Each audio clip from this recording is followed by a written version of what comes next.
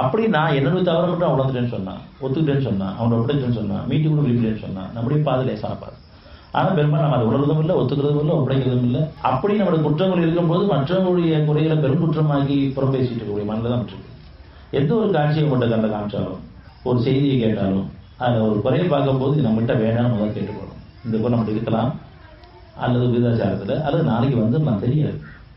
அது குற்றமாகி மற்றவங்க பரப்புறதுக்காக கிடையாது. பெரும்பாலும் நம்ம பலகீனங்கள் எல்லாமே எங்கிட்ட பல கேள்விகளை வச்சுக்கிட்டு அந்த கேட்டை உணராமல் இருக்கும் பொழுது மற்றவங்களோட ஒரு குறையை நம்மளை காமிச்சான்னு சொன்னால், இது உங்கள்கிட்ட இருக்குது, நீங்கள் உணர்ந்து ஒத்துக்கிட்டு மீண்டும் வாங்குங்கிறதுக்காக அல்ல அழகான ஒரு சோதனை ஏற்படுத்தும் பொழுது நான் அது பெருங்குற்றமாக்கி மற்றவங்களோட பரப்பி அவங்களுடைய கணித்தை குறைச்சு நான் குற்றவாளியா, நம்ம குற்றவாளியா, இதெல்லாம் உணர்ச்சிப்பதன் காரணமாக உணர்ந்துன்னு சொன்னா அதை உணர்ந்து அதற்குரிய நன்மை பிரித்தறிஞ்சு இந்த தீமையை இருக்க வேண்டாமே, நான் நன்மை இல்லவானோ அவங்களையும் வீடு கொடுத்துட்டு அவங்களே நான் பொறுத்து மன்னிக்கிறேன், இது புண்ணியத்துக்கு வழியாது.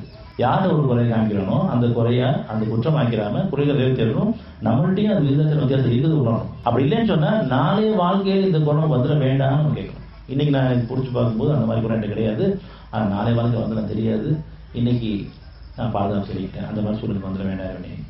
இப்படி ஒவ்வொரு நிகழ்வுகளையும் நன்மையும் சரி தீமையும் சரி நமக்கு பிரித்து காமிக்கும் பொழுது இதுல குறை சொல்லி குறையாக்கி குற்றமாக்கி மற்றவங்க கணித்து குறைச்சிடணும்.